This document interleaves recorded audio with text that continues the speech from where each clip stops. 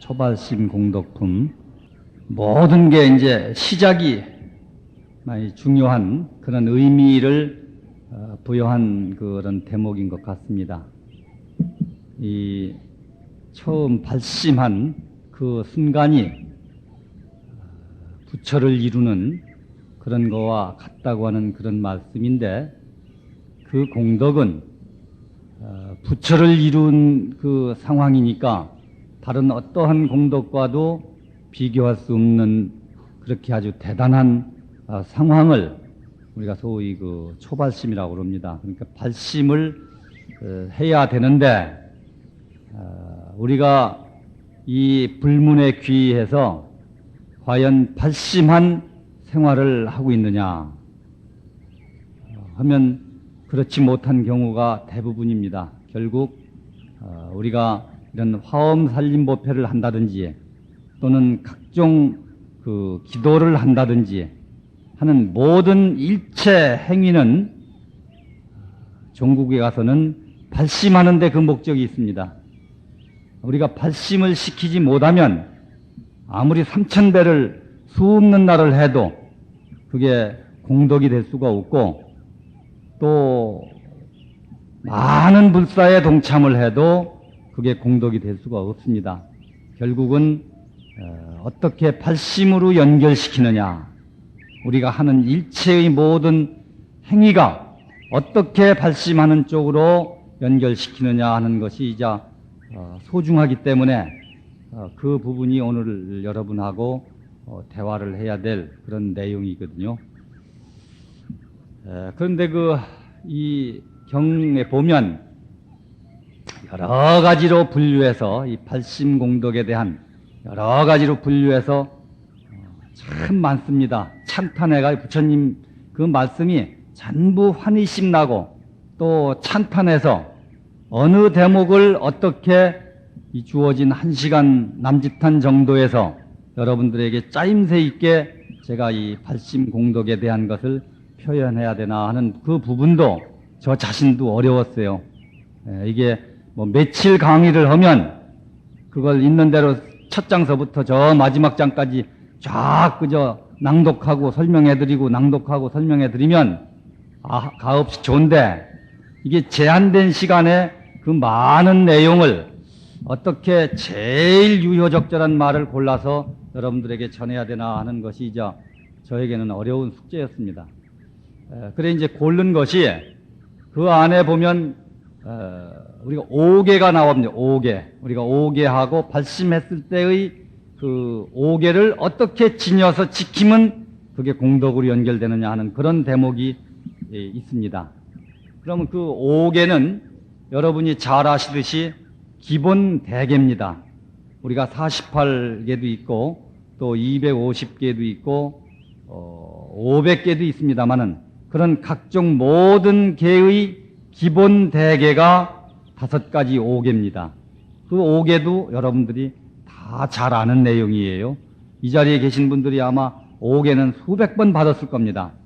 그런데 그 5개가 내 생활과 어떻게 연결되는 것이냐까지도 생각하고 실천하시는 분도 계시겠지만, 그렇지 못하고 그저 절에 가서 받는 거니까 받았고 받으면 좋다니까 받았을 뿐이지, 그게 내 생활하고 연결해서 내 생활 속에 필요로 한 것으로 인식하면서 5개를 지키는 분이, 물론 다 지키신다고 이렇게 생각을 해야 되겠습니다만은, 다 지켰으면 그대로 불국정토인데, 아직은 우리 사회가 정토사회라고 할 수 없을 만큼 지상극락이라고 우리 표현하기는 아직은 많이 미흡합니다. 그러니까 여러분들이 5개는 수없이 많이 받았지만 일상생활 속에 5개를 못 지키고 살았다고 하는 것이 바로 반증됩니다.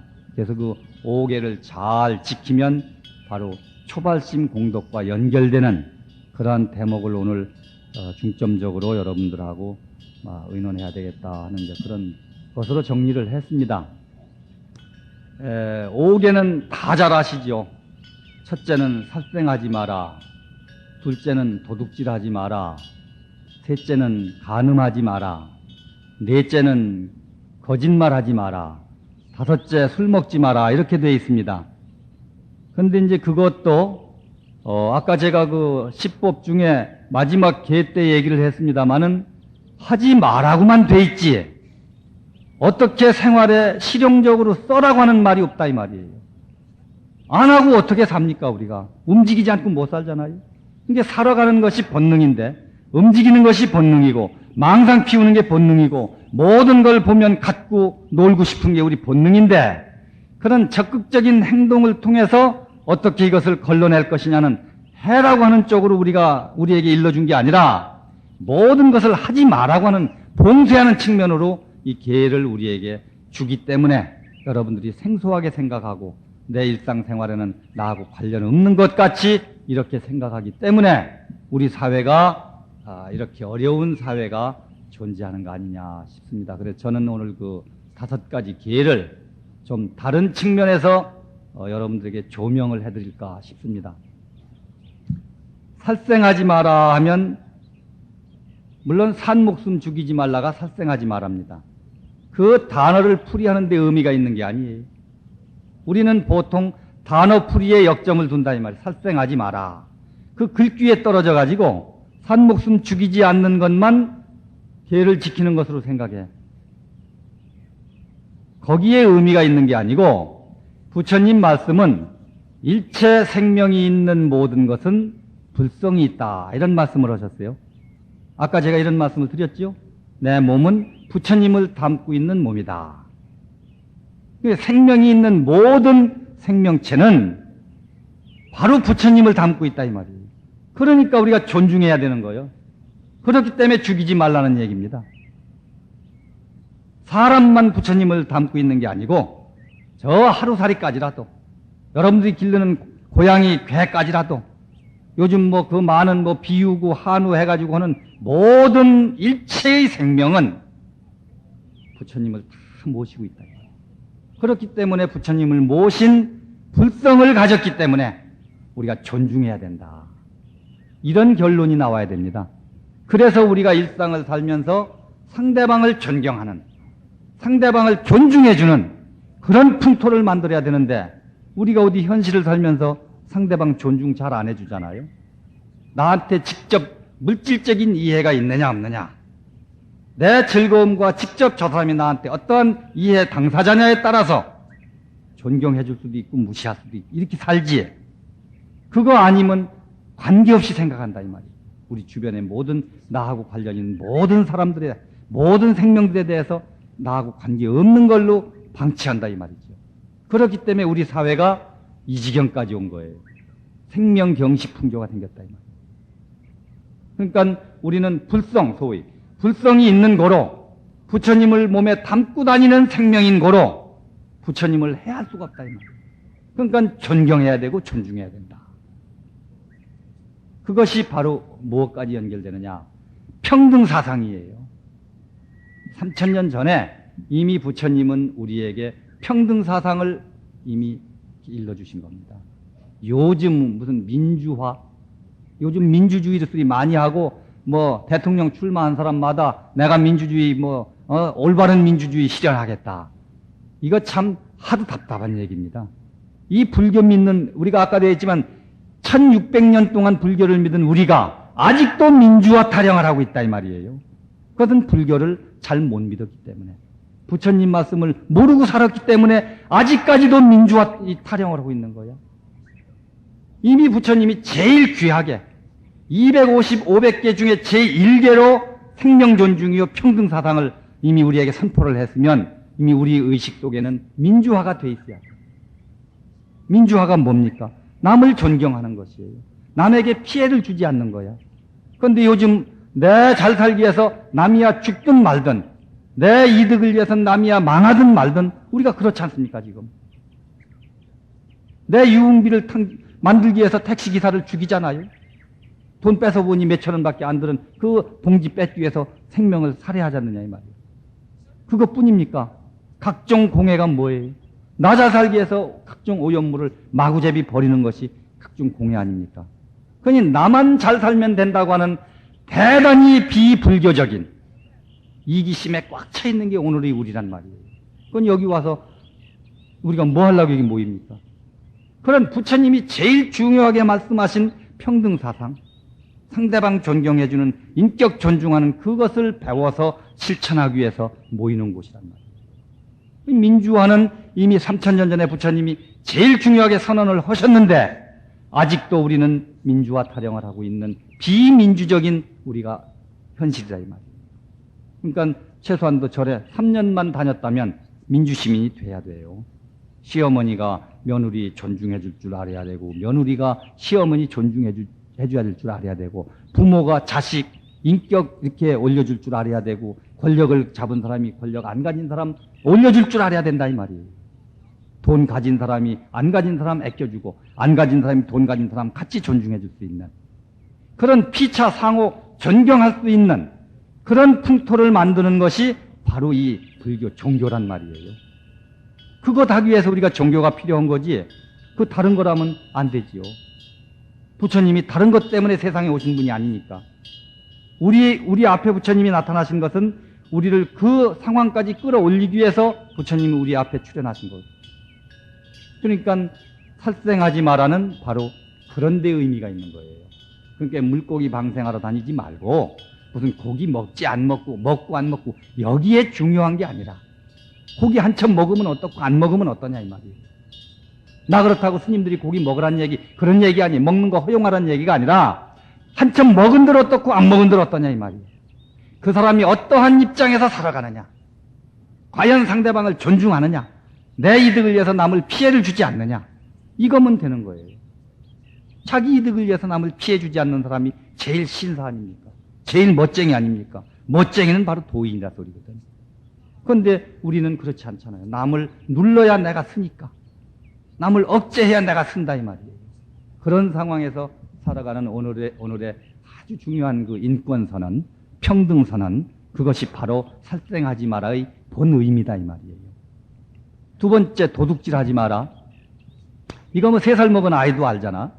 도둑질하지 마라는 나쁘다는 거 다 알죠. 남의 물건 훔치는 건 나쁘다는 건 세상이 다 아는 건데, 그런데 의미가 있는, 부처님이 그런 유치한 표현을 가지고 우리에게 뭐 5개의 두 번째 계로 설정을 했겠습니까?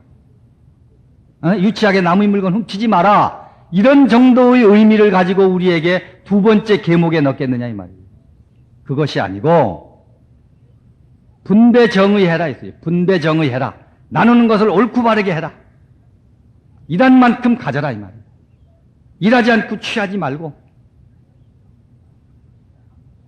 가진 것을 정확하게 정의롭게 분배하라 이 말이에요. 요즘 그게 안 돼가지고 노사분규 일어나는 거 아니에요? 가진 놈은 한없이 가지고 있고 못 가진 놈은 죽도록 못 가지고 있고, 요즘 뭐 부자는 그저 그냥 기름을 얼마나 세게 떼는지 그냥 겨울에도 낯익어만 입고 살아. 그러나 연탄 없어서 쩔쩔매고 춥게 고생하는 사람도 우리 주변에 너무 많습니다. 그런 것들이 바로 이 사회를 잘못 걸어가게 만드는 원인이야. 아까도 얘기했지만 버는 것이 내 혼자 버는 게 아니거든요. 그러니까 버는 것을 벌어준 사람에게 되돌려주는 분배 정의하라 이 소리거든요.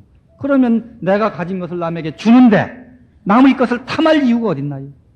내가 내 것을 남에게 안 주고 더 많이 모으려고 하니까 남의 것을 탐하게 되는 소위 도둑질하지 말라는 용어가 나온 것이지, 내가 가진 것을 남에게 준다 이 말이에요. 그게 보시야, 보시.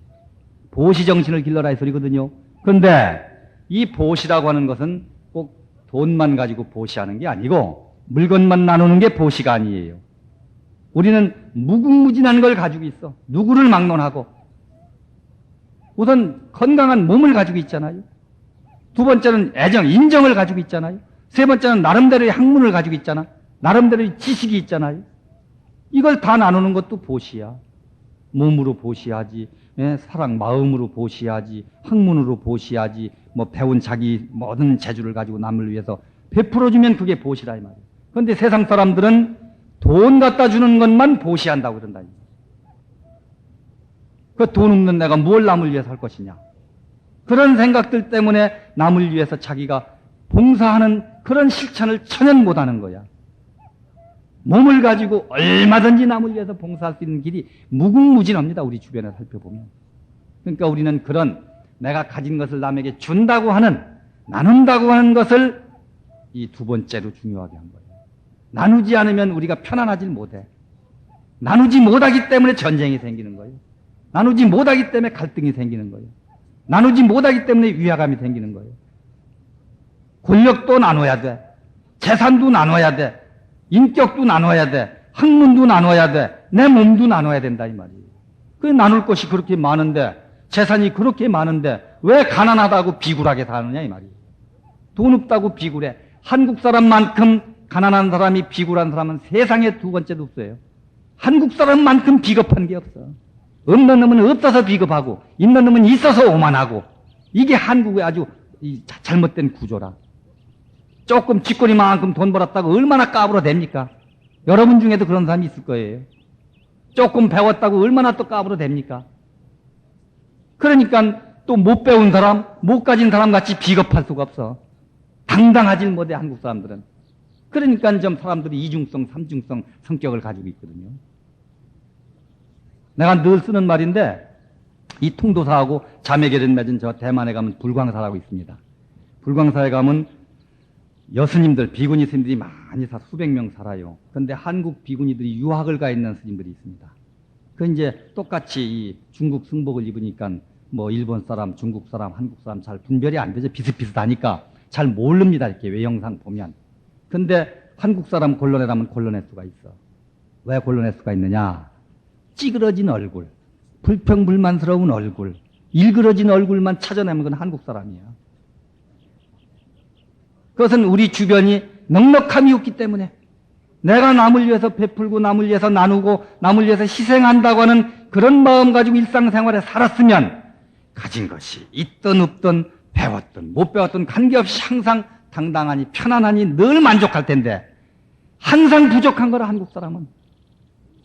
아파트 15평짜리 가지니까 20평짜리한테 지는가 싶어서 기분 나쁘고, 30평짜리 사보니까 50평 가진 놈이 더 부자인 것 같은 게 기분 나쁘고, 예를 들면 50평짜리 확보하니까 80평짜리 보니 또 기분 나쁘고, 이게 끝도 한도 없이 불평스러운 거야.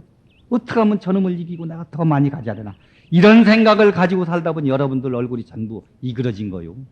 세계적으로 제일 이그러진 얼굴이 한국 사람. 여러분 도시에 사는 사람들이니까 알 거요. 길거리 다니며 보면 외국 사람들 절대 찡그린 얼굴이 없습니다. 모르는 사람이라도 목례를 하든지 윙크를 해줍니다. 그건 내가 가지고 할 수 있는 일이 그 일이기 때문에, 남을 위해서. 목례를 해주든지 윙크를 해주는 일밖에는 그냥 길거리에서 만나는 사람한테는 다른 게 없잖아. 그렇게 남을 위해서 움직여주는 사람들이 소위 외국 사람들이에요. 그런데 우리나라 사람들은 아는 사람끼리도 저놈이 인사를 하나 안 하나 이렇게 본다고, 지가 먼저 하면 될 건데 지는 안 하고, 그놈이 안 하면 저놈 나쁜 놈이라고 그러면 지나가는 사람들이 우리나라 사람들이 심성이야. 그러니까 그것은 나누는 정신이 없기 때문에 그렇다 이 말이에요.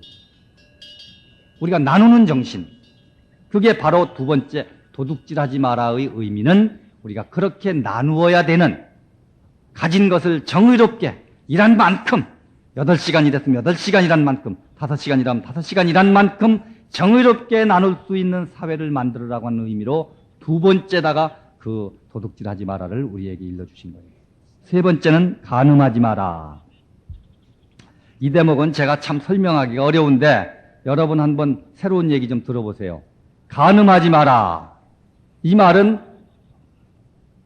남편 있는 사람이 다른 남편 보지 말고 마누라 있는 사람이 다른 여자 보지 마라 이 말인데, 다 그런 말인데 왜 이 말이 부처님께서 3000년 전에 이런 말씀을 하셨겠느냐. 결국은 사회 윤리 문제에 관련된 거예요. 이게. 여러분 여기 나이 자신 분들이 주로 많은데, 옛날 어른들은 말이죠, 안방마님 사랑방 대감 그럽니다. 절대 합방을 안 했어요. 부부간에도 각방을 썼지요. 그런데 요즘은 어떻습니까? 두 방 쓰는 사람이 없지요. 부부가 1년 365일을 한 이불 속에서 한 요 속에서 삽니다. 에? 그게 사람이 할 일입니까? 합방하는 날만 한 이불 속에서 사는 거요. 합방이 끝나면 각 이불을 써야 돼. 그런데 안 그래 우리는.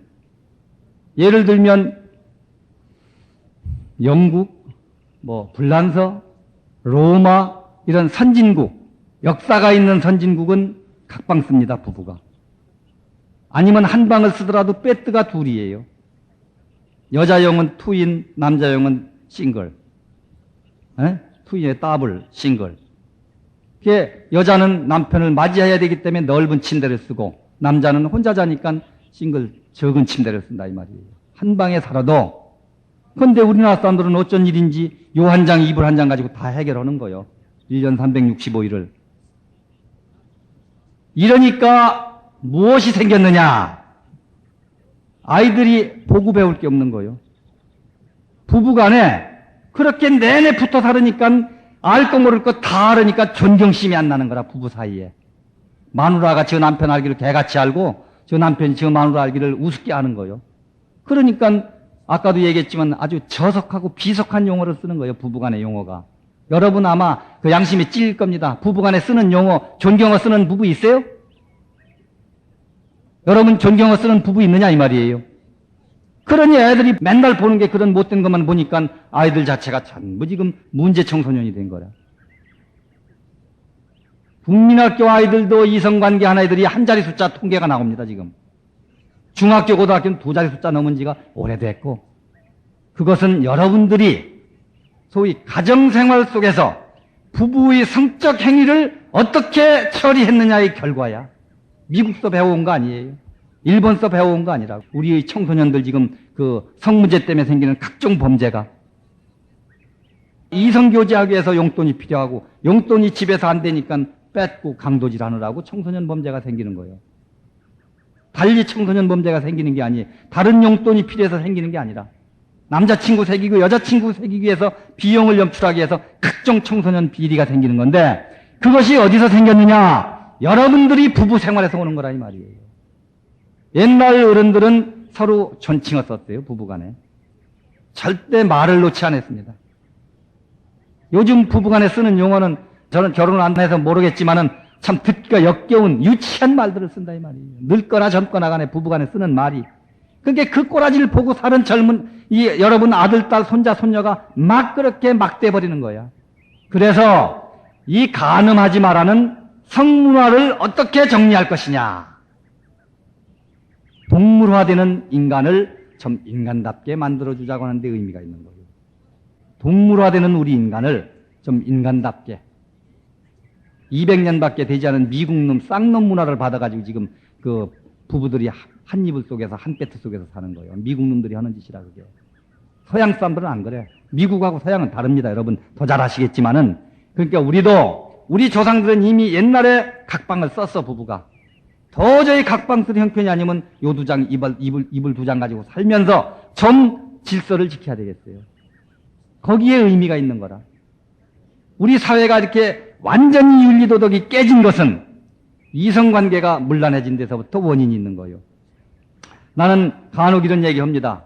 부산도 그렇고 서울도 그렇고 어느 도시를 가도 그렇습니다. 웬 놈의 여관이 그래 많습니까? 그 어디 뭐 일본 관광객이 와서 자는 겁니까? 미국 관광객이 와서 자는 겁니까?